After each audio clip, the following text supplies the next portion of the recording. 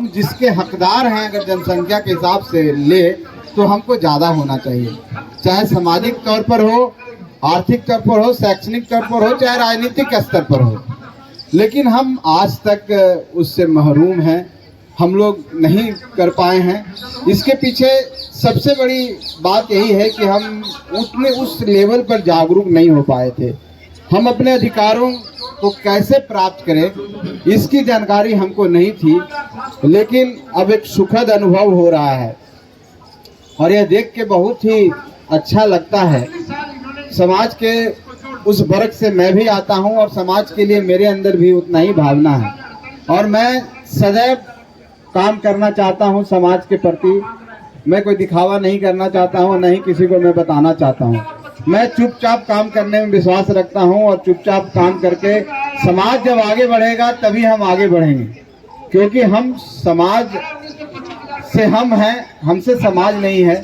और समाज के प्रति हम सब का कलेक्टिव रिस्पॉन्सिबिलिटी है कि कैसे आगे बढ़े। क्योंकि जब हम अपने माता पिता को सम्मान करते हैं, क्योंकि माता पिता ने हमको जन्म दिया है और हमको इस धरती पर लाया है, उसी तरह से जब हम जन्म लेते हैं तो जब हम जिस समाज में आते हैं तो समाज भी हमको कुछ देता है।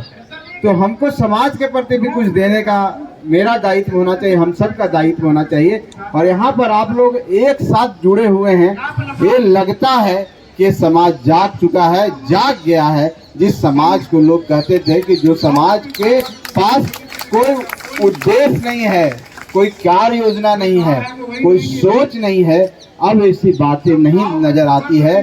क्योंकि समाज के युवा साथी के जो सोच है, जिस हिसाब से हमारा एक भाई जो यूपीएससी की तैयारी कर रहा है मुखर्जी नगर में रह करके, जिस तरीके से अपनी बातों को रख रहा था, हमारे देखिए विपिन हैं, चलिए कोशिश कर रहे हैं, पिंटू भैया हैं, और भी बहुत सारे ऐसे लोग हैं जिनके विचारों को हमने सुना है।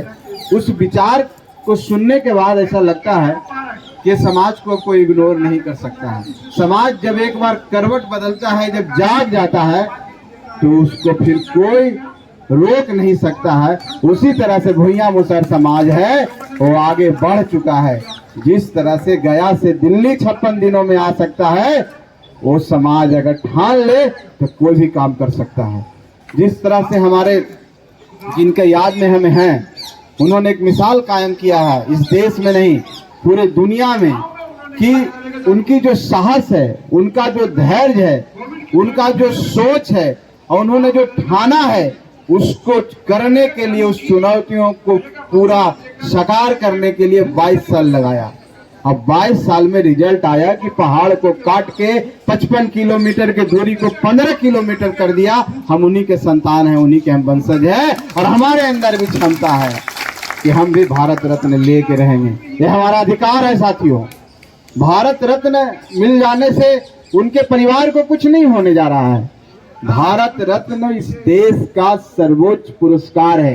अभी तक 48 लोगों को मिल चुका है। प्रणब मुखर्जी जी हमारे अंतिम रेसिपिएंट हैं, इस देश के राष्ट्रपति रहे हैं। मैं किसी के ऊपर विवाद नहीं करना चाहता हूं। जिस क्षेत्र में भारत रत्न मिलता है वो सर्वोच्च उत्कृष्ट कार्यों के लिए मिलता है, और सर्वोच्च उत्कृष्ट कार्य जो समाज में छाप छोड़ता है, जो समाज में एक डिस्टिंग्विश पहचान बनाता है, जिससे पूरी दुनिया और देश दुनिया उनको पहचानने लगती है। तो बाबा साहब हमारे जो आइकॉन हैं, जिसको हम दशरथ मांझी जी के नाम से जानते हैं, जिसको माउंटेन मैन कहा जाता है, उन्होंने भी ऐसा काम किया है कि आने वाले सदियों तक उनको याद रखेगा। वो भी एक आइकॉन थे। उन्होंने भी एक रास्ता बनाया है जिस रास्ते पर सदियों तक लोग जाएंगे, कितनों सैकड़ों बरस जुड़ जाएंगे, उस रास्ते से क्रॉस करेंगे। मैं सिर्फ गहलोर घाटी के रास्ता के बारे में बात नहीं कर रहा हूँ साथियों।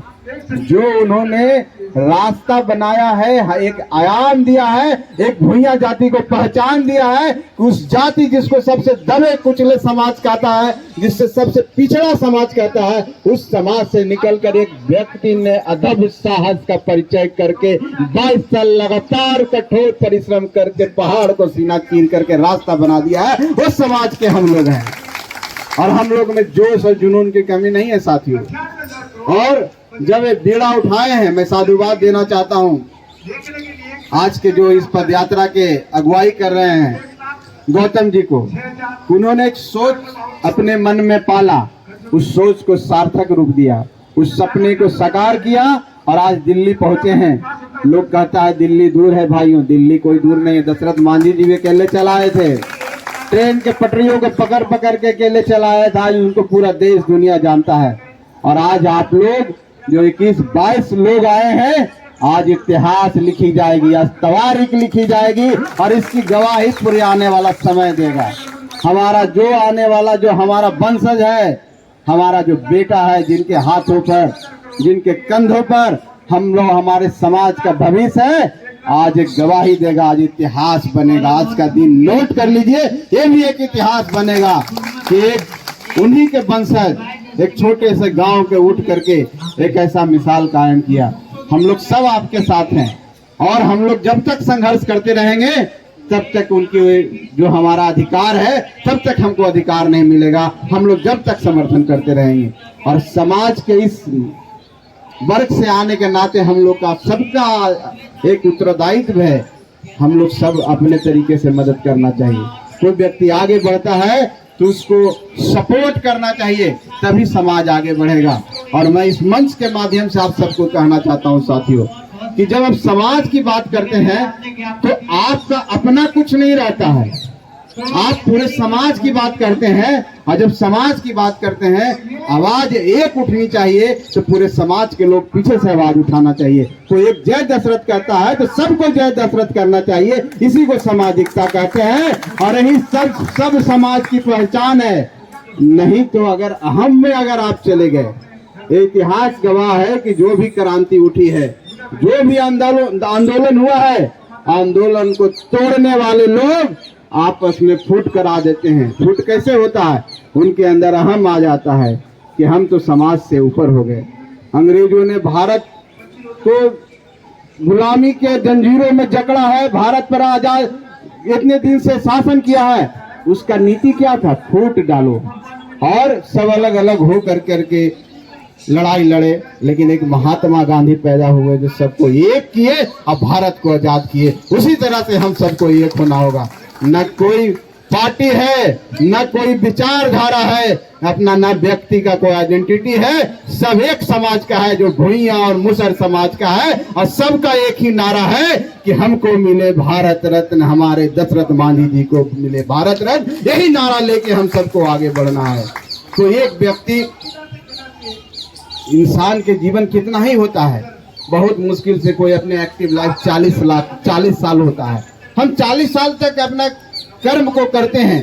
हो सकता है कि हम आज गौतम जी उठे हैं, 10 साल 15 साल और मेहनत करेंगे, इनकी भी आयु उस हिसाब से प्रोडक्टिव एज नहीं रहेगा।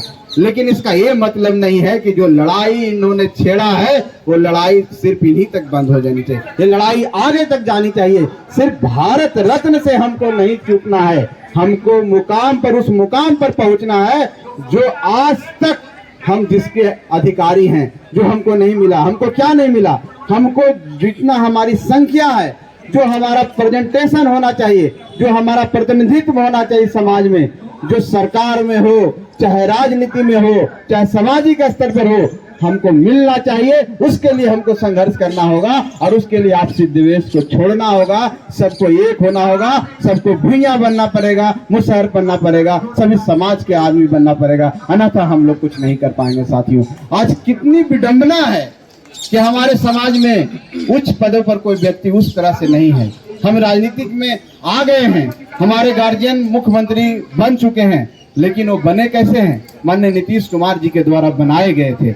हम अपनी साहस, अभी अपनी ताकत का परिचय अभी तक नहीं दिए हैं। साथियों, हमको अपनी ताकत का परिचय देना होगा, ये दिखाना होगा कि समाज में इतना दम है। और जब तक आप नहीं दिखाइएगा, आपको भारत रत्न भी कोई नहीं देगा। इसलिए आज ये बहुत अच्छा दिन है और आज के दिन हम सबको प्रण करना होगा, हमको शपथ खाना होगा और इतिहास आज बना के जाना होगा कि हम एक साथ बुलंदियों के साथ कहेंगे कि हम होंगे कामयाब। और जब तक भारत रत्न नहीं मिलेगा, जब तक शांति से नहीं बैठेंगे, भले ऐसी कितनी यात्रा कर लेना पड़े, लेकिन हम लोग शांति से नहीं बैठेंगे। हम फिर आएंगे, लगातार आएंगे, अनगिनत बार आएंगे, जब तक इस देश के राष्ट्रपति और प्रधानमंत्री जी इस बात से सहमत नहीं हो जाए कि जिस मांग को लेके हम लोग आगे बढ़े हैं वो मांग वाजिब है, जायज है, हमको मिलना चाहिए, तब तक हमें अनवरत इसको कोशिश करते रहेंगे। ये प्रण लेके हमको जाना चाहिए, ये सोच के साथ हमको जाना चाहिए और समाज को एक करने का कोशिश कीजिए। साथियों, हमारे जितने भी युवा साथी हैं जो अलग अलग तरीकों से लगे हुए हैं, कोई संगठन चला रहे हैं, कोई शैक्षणिक क्षेत्र में है, कोई सामाजिक क्षेत्र में है, कोई राजनीतिक क्षेत्र में है, आपका अपना मकसद अपनी जगह है। जब समाज की बात होती है सबका विचारधारा एक होनी चाहिए, सबका मकसद एक होना चाहिए, तभी कामयाब होंगे। और इससे हमको सीखना चाहिए दूसरे समाज से कि किस तरह से आपस में लड़ते हैं, आपस में झगड़ते हैं, और जब उनके समाज की बात होती है तो कैसे एकजुटता दिखाते हैं। इसी को तो फॉरवर्ड कहते हैं, इसी को तो बैकवर्ड कहते हैं। कोई जन्म से थोड़े भगवान ने बना दिया है कि हम दलित हैं, कोई थोड़े बना दिया कि हम भूया मुसहर हैं। यहाँ पर इस परिवेश में हमको बना दिया गया है और हमको सोचने पर मजबूर कर दिया गया है कि तुम दलित हो, तुम SC ST हो, तुम उसी हिसाब से काम करो, हम आए तो तुम खड़े हो जाओ, हमको तुम प्रणाम करो, यही सोचने के लिए मजबूर कर दिया गया। साथियों, अपनी मानसिक स्थिति को मजबूत कीजिए और कहिए कि हम भी इंसान हैं, हमारे अंदर उतनी क्षमता है, हम दशरथ मांझी जी के संतान हैं जो पहाड़ काट सकते हैं। अगर मेरे आगे आओगे तो तुमको भी खत्म कर सकते हैं, नेस्तनाबूद कर सकते हैं। इस समाज के आगे कोई नहीं आएगा। और जिस दिन ये समाज जाग गया, बिहार में इतिहास लिखेगा, बिहार में नहीं पूरे देश में इतिहास लिखेगा। और मुझे खुशी इस बात के लिए है कि हमारा समाज के लोग देखिए इतनी संख्या में अपने समाज के साथ सॉलिडेरिटी दिखाने के लिए, मजबूती दिखाने के लिए यहाँ पर खड़े हैं। ये समाज ने करवट ले ली है, अंगड़ाई हो चुकी है। हम समझते हैं वो दिन दूर नहीं है कि हम लोग भी आगे बढ़ेंगे। बस इन्हीं शब्दों के साथ आप सबको साधुवाद, आप सबको बहुत बहुत धन्यवाद जो आप सब यहाँ पर पहुंचे हैं। और खास करके उन साथियों को जो 56 दिन की पैदल यात्रा कर करके पूरे परिश्रम से चुनौतियों को सामना कर करके भूखे रह करके इस प्रण जो बीड़ा आपने उठाया था तो उसको दशरथ मांझी जी जैसा पूरा करके आपने दिखाया है। आने वाला समय में आपकी चर्चा होगी और हमारा जो आने वाला बच्चा है, हमारा जो बेटा है, वो आपकी चर्चा करेगा और आपसे सीख लेके, आपसे प्रेरणा लेके, आपसे प्रेरित होकर के वो भी कुछ नया करेगा जो समाज को नए आयाम देगा, समाज को नई रोशनी देगी। चलिए, बहुत बहुत धन्यवाद, आप सबको बहुत धन्यवाद। जय दशरथ, जय भीम।